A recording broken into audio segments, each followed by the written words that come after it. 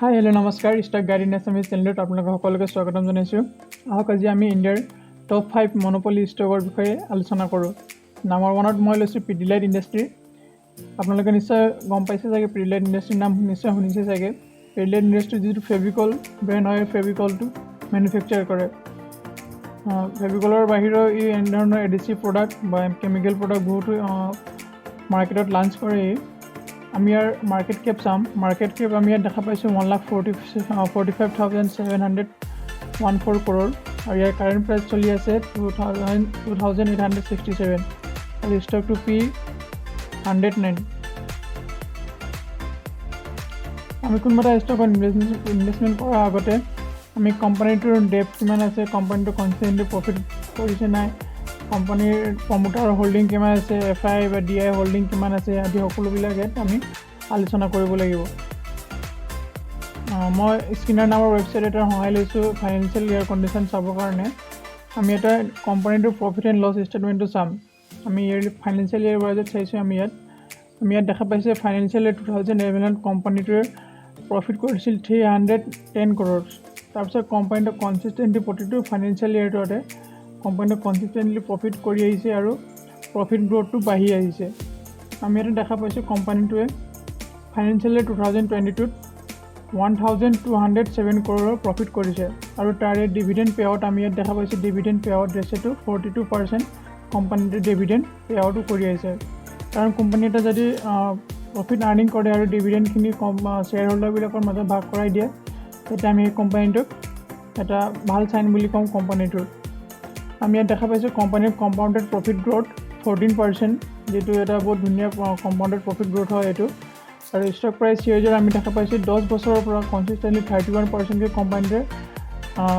কোম্পানীটোৰ stock price চিৰিজৰ মানে 31%তকৈ বাঢ়ি আছে আৰু ৰিটাৰ্ণ অন ইকুইটি 10 yearsত আমি দেখা পাইছোঁ 25 years।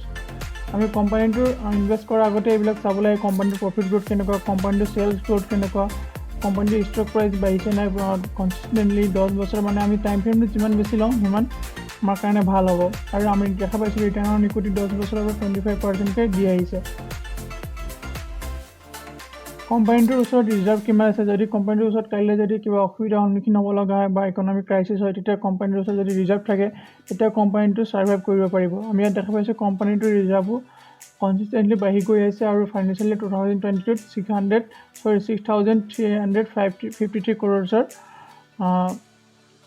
ৰিজাৰ্ভ আছে আৰু বৰোয়িং যিটো কোম্পানীৰ ঋণটো বহুত কমেই আছে, ন্যূনতম বুলি ক'ব পাৰি 416 crore ঋণ আছে। আৰু কোম্পানীটো আমি টোটেল এছেট চাম। ইয়াত টোটেল এছেট 9,494 crore।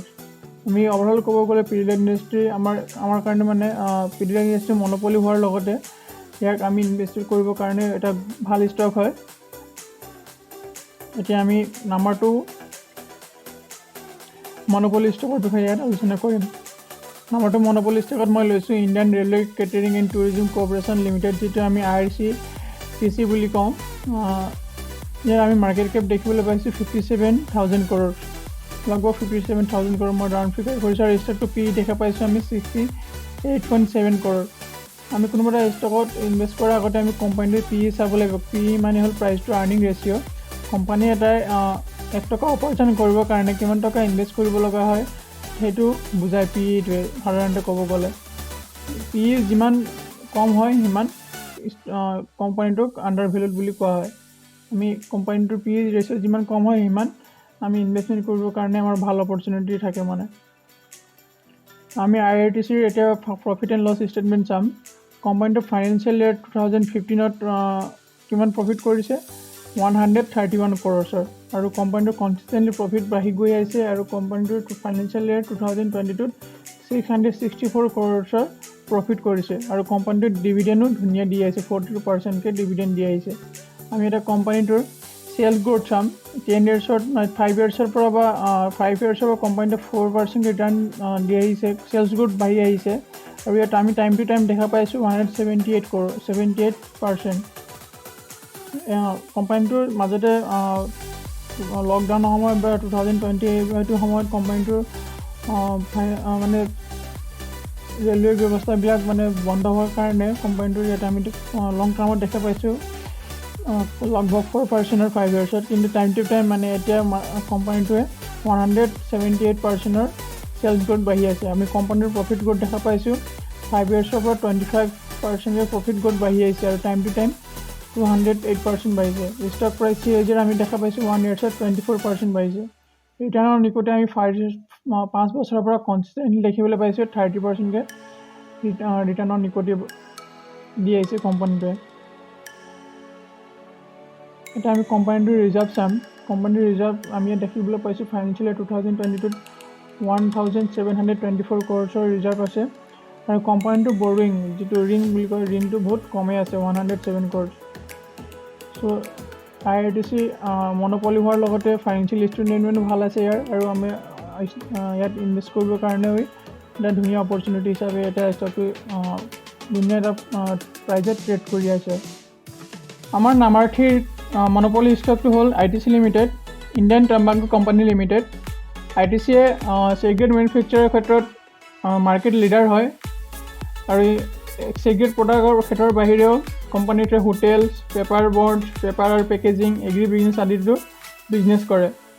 আমি কোম্পানীটোৰ মাৰ্কেট কেপ ইয়াত দেখিবলৈ পাইছোঁ 4 লাখ crores হৈছে এতিয়া, আৰু ষ্টকটো P24, যিটো এটা আণ্ডাৰ ভেলুড হিচাপে আমি ইয়াক গণ্য কৰিব পাৰিম। আমি এতিয়া ITC লিমিটেডৰ প্ৰফিট এণ্ড লছ ষ্টেটমেণ্ট চাম। আমি দেখিবলৈ পাইছোঁ ফাইনেন্সিয়েল ইয়েৰ 2011 কোম্পানীটোৱে 5079 crores প্ৰফিট কৰিছে। তাৰ পৰা কনচিষ্টেণ্টলি কোম্পানীটোৱে প্ৰতিটো ফাইনেন্সিয়েল ইয়েৰতে ধুনীয়া এটা প্ৰফিট গ্ৰোথ আমি দেখিবলৈ পাইছোঁ, আৰু কোম্পানীটোৱে ফাইনেন্সিয়েল ইয়েৰ 2022 15,503 crores প্ৰফিট কৰিছে। আৰু কোম্পানীটোৱে ডিভিডেণ্ড পে আউট ৰেচিঅ' আমি দেখিবলৈ পাইছোঁ 56, 82, 100 and 101, 93 এনেকুৱা কোম্পানীটোৱে ধুনীয়া এটা ডিভিডেণ্ডো দি আহিছে। কোম্পানীটোৰ আমি প্ৰফিট গ্ৰোথ দেখিবলৈ পাইছোঁ 10% বাঢ়ি আহিছে, কম্পাউণ্ডেড প্ৰফিট গ্ৰোথ 10 বছৰৰ পৰা, আৰু ষ্টক প্ৰাইচ CAGR 6%, আৰু 1 ইয়াৰ্ছত আমি দেখিবলৈ পাইছোঁ 53%। ৰিটাৰ্ণ অন ইকুইটি আমি দেখিবলৈ পাইছোঁ কোম্পানীটোৱে কনচিষ্টেণ্টলি 25%কৈ 10 বছৰৰ পৰা ৰিটাৰ্ণ অন ইকুইটি দি আহিছে। আমি ইয়াৰ বেলেঞ্চ শ্বীট এতিয়া চাবলৈ গৈ আছোঁ। কোম্পানীটোৰ ৰিজাৰ্ভ আমি দেখিবলৈ পাইছোঁ 61,000 crores ৰিজাৰ্ভ আছে কোম্পানীটোৰ ওচৰত ফাইনেন্সিয়েল ইয়েৰ 2022, আৰু কোম্পানীটোৰ বৰোইং আমি দেখি লৈছোঁ একেবাৰে নগণ্য 249 crores। এতিয়া আমাৰ আন এটা 4 নম্বৰ মনোপলি ষ্টকটো হ'ল হিন্দুস্তান জিংক।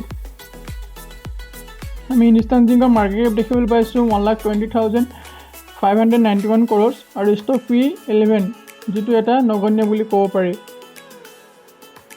মানে কোম্পানীটোৰ P ৰেচিঅ'টো বহুত কম হয়, কাৰণ কোম্পানীটো এটা আণ্ডাৰ ভেলুড ষ্টক হিচাপে আমি ইয়াক গণ্য কৰিব পাৰিম। কথা এটা ক'ব বিচাৰিছোঁ ইয়াতে মই, ষ্টক P-টো মানে ছেক্টৰ ৱাইজ বা ইত্যাদি ক্ষেত্ৰতো বহুত ফেক্টৰ কৰে। কিছুমান ছেক্টৰত মানে কোম্পানীটোৰ P-টো বহুত কম থাকে। এইবিলাক যিবিলাক কোম্পানী চাইক্লিকেল কোম্পানী হয়, এইবিলাক কোম্পানীটোৰ P অলৱেজ মানে কম থাকে, আৰু ইণ্ডাষ্ট্ৰীৰ ওপৰত নিৰ্ভৰ কৰে কোম্পানীটোৰ P। হিন্দুস্তান জিংকটোৰ P-টো অতি কম আছে 11.2। এতিয়া হিন্দুস্তান জিংকৰ মেইন কাম হ'ল জিংক মাইনিং কৰা। ঠিক আছে, এতিয়া আমি ইয়াৰ ফাইনেন্সিয়েল ইয়েৰ আমি প্ৰফিট এণ্ড লছ ষ্টেটমেণ্ট চাবলৈ গৈ আছোঁ। আমি দেখা পাইছোঁ যে ফাইনেন্সিয়েল ইয়েৰ 11ত কোম্পানীটোৱে নেট প্ৰফিট 4,900 crores কৰিছে, আৰু ফাইনেন্সিয়েল ইয়েৰ 2022 কোম্পানীটোৱে 9,630 crores প্ৰফিট কৰিছে। আমি দেখিবলৈ পাইছোঁ যে কোম্পানীটোৱে কনচিষ্টেণ্টলি প্ৰফিট কৰি আহিছে, আৰু কোম্পানীটোৰ ডিভিডেণ্ড পে আউট ৰেচিঅ' আমি দেখিবলৈ পাইছোঁ 102%, 113%, 79%, মানে ধুনীয়া এটা ডিভিডেণ্ডো দি আহিছে কোম্পানীটোৱে। এতিয়া আমি কোম্পানীটোৰ বেলেঞ্চ শ্বীট চাম।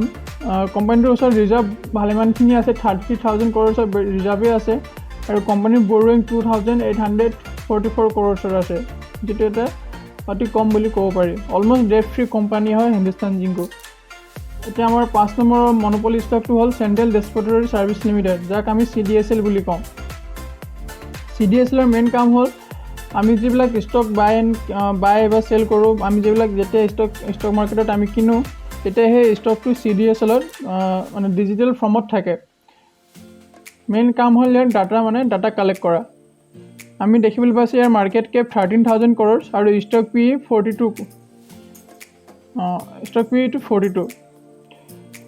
আমি এটা কোম্পানীটোৰ ফাইনেন্সিয়েল ষ্টেটমেণ্টবিলাক চাম, প্ৰফিট এণ্ড লছ ষ্টেটমেণ্ট।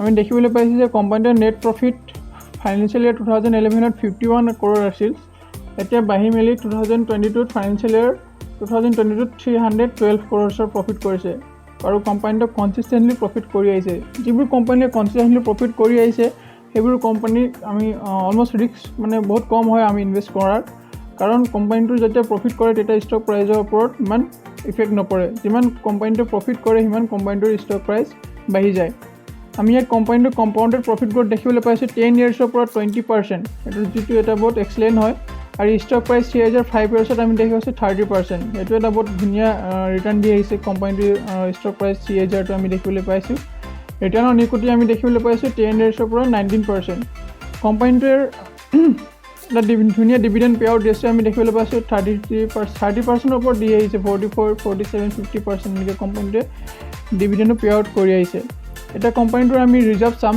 কোম্পানীটোৰ ওচৰত 988 crores ৰিজাৰ্ভ আছে আৰু কোম্পানীৰ ওচৰত জিৰ' ডেপ্ট মানে একেবাৰে ডেপ্ট ফ্ৰী কোম্পানী হয় এইটো কোম্পানীৰ ওচৰত যিমান কম ডেপ্ট থাকে মানে যিমান ঋণ কম থাকে সিমান ভাল হয় কোম্পানীৰ ফাইনেন্সিয়েল ষ্টেটমেণ্ট আমি চাবলৈ গ'লে আমি কোম্পানীটোৰ মেইনলি ডেপ্ট কিমান আছে সেইটো চাব লাগিব আশা কৰোঁ আপোনালোকক ভিডিঅ'টো ভাল লাগিলে লাইক আৰু শ্বেয়াৰ কৰিবলৈ নাপাহৰিব ধন্যবাদ